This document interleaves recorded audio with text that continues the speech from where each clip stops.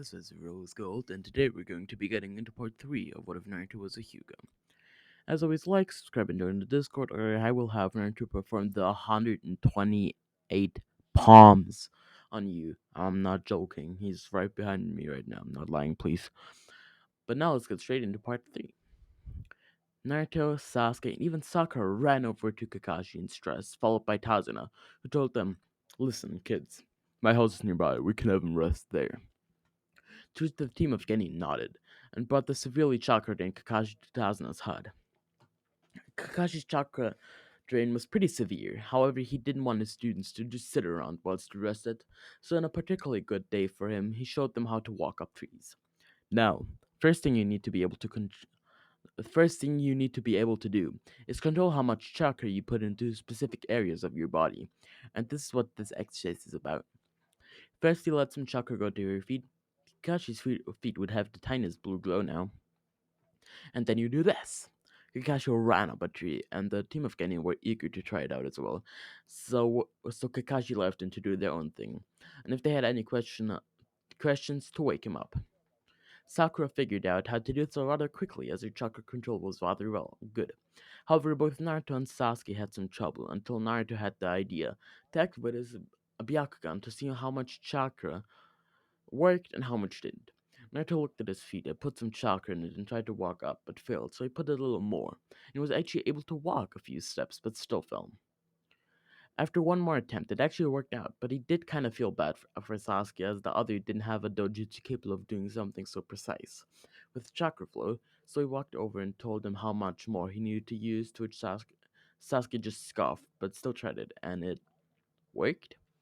Sasuke just gave a quiet thank you and walked back in. But no, but now they had more time to train. Naruto got out about 20 books. How did you carry all that? Sakura asked, horrified. Those books must have weighed a ton. Naruto just laughed and said, I don't want to slack on my training, do I? This had even Sasuke smiling until suddenly Naruto handed him a few books on both fire jutsu and how the Sharingan works in general, which had Sasuke actually giving a legitimate smile that he quickly tried to hide.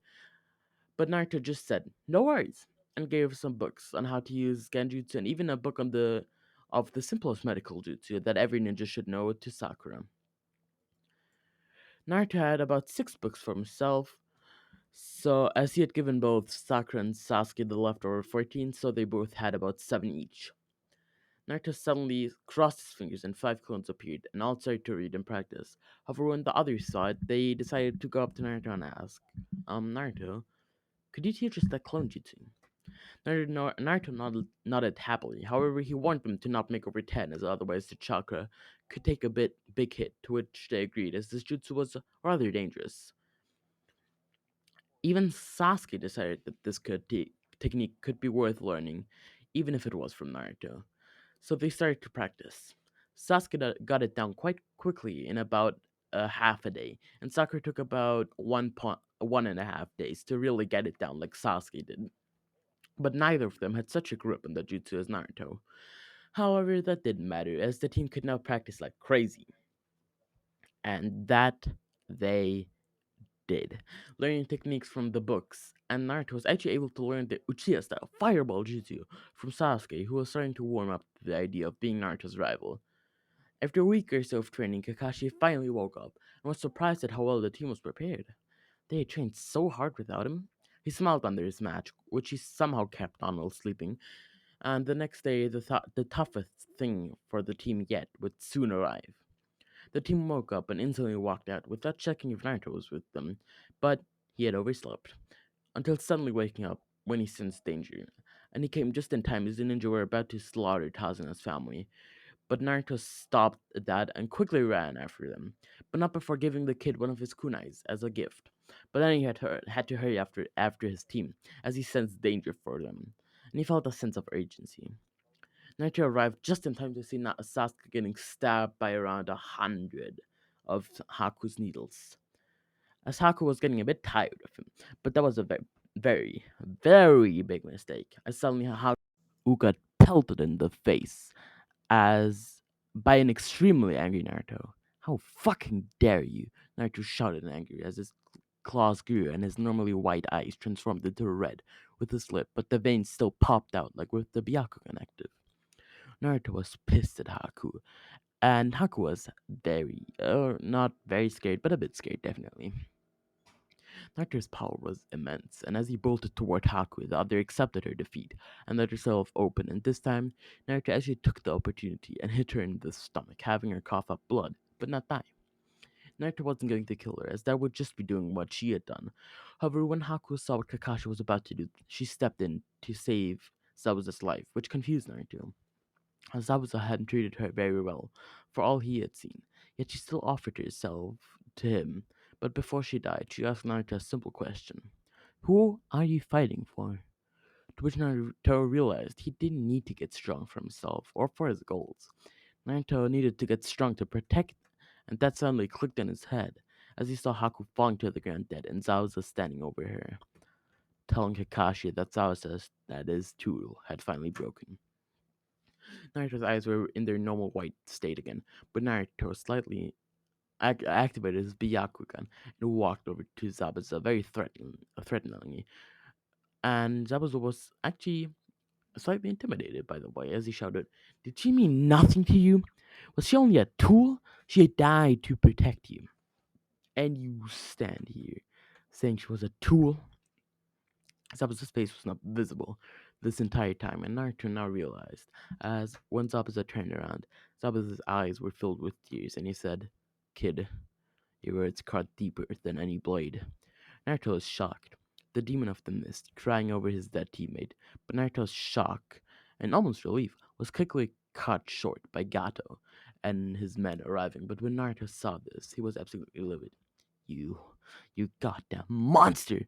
Naruto flew toward them after giving Zabuza a kunai and proceeded to knock many of them out, but walked off afterward, letting Zabuza finish the deed, paying respect to the man who had, in his last moments, showed true empathy and kindness. In this truly unfair world, Kakashi picked up Sasuke and Sakura was following after Kakashi, checking Sasuke's pulse every step they took, and to all of their relief, Sasuke had survived, and Sakura was able to heal some of his wounds with her very basic medical jutsu she learned from Naruto and his books, which surprised and quite impressed Kakashi actually. As the team arrived back, they treated their wounds, but Sakura did a weirdly good job with the healing jutsu. She seemed to be a natural at this. Naruto felt almost bad towards Zabuza until Kakashi tried to cheer him up. "Naruto, you did incredible back there. How about I treat you, Sasuke, and Sakura to some ramen?" Naruto hardly agreed, and his broad smile was back, which had even Kakashi smiling in happiness. And after Sasuke recovered with Sakura's healing in time, they went back, and that journey was rather peaceful. However, Naruto was a bit sad to leave the kid behind. But he gave him a few more kunai and a book on jutsu, so he could train to be a ninja sometime too. When the team finally returned to the village, Naruto instantly told Kakashi that he was pretty fond of that ramen idea, which had the Jonin laughing, then bringing them all to Ichiraku ramen. And Naruto ordered, well, about 10 bowls or so, and Kakashi was so surprised that he actually laughed, then paid, as he did make a very good amount of money from being a Jonin. But it was time to take the reward for their mission, where the team of Ginyu were paid rather handsomely, which made them very happy. On a very random day, suddenly Kakashi told them something rather important. The team of Ginyu were entered into the Chunin exams, and the three were actually celebrating, until Kakashi told them that they had about a week to train. Well, that wasn't very long at all. The team was stressed, although Sasuke didn't show it. He was kind of panicking as well. Until Naruto realized the Shadow Clone Jutsu. That made the stress kind of obsolete, so the team began training rather fast. Naruto, Sasuke, and Sakura trained mainly their best attributes, those being Naruto, his gentle fist technique, Byakugan, and Jutsu. Sasuke, his prowess with the Sharingan, his Jutsu, and his Taijutsu. Sakura, she learned some Taijutsu from Sasuke, can use basic to mid-tier medical jutsu, and has some amazing chakra control. So, needless to say, the team was rather very well prepared. When Kakashi brought them to the first test, they quickly summed up and walked into the classroom. Naruto sat next to Hinata, Sasuke next to random sound ninja, and Sakura next to Temari. The test began. Naruto was able to answer about three of the questions himself, but for the rest he was kind of stumped. However, even when the instructor revealed that if they failed in this, their entire team would never be allowed to participate in the tuning exams ever again, Naruto stood firm in his beliefs, and that had even the strict instructor smiling as he revealed the last question being, "You all pass." The getting were stumped. What? This test was to test your ability to gain information secretly, and if you have no way of doing so, to always stay firm in your beliefs. In the last words, he looked at Naruto with a little smile. The next portion of the tuning exams would be difficult, however, they did get a day or so to relax, which they did, and they didn't train for once, just kind of slept in their own homes until the second part of the tuning exams began. Naruto hurried to the place, as he thought he had overslept.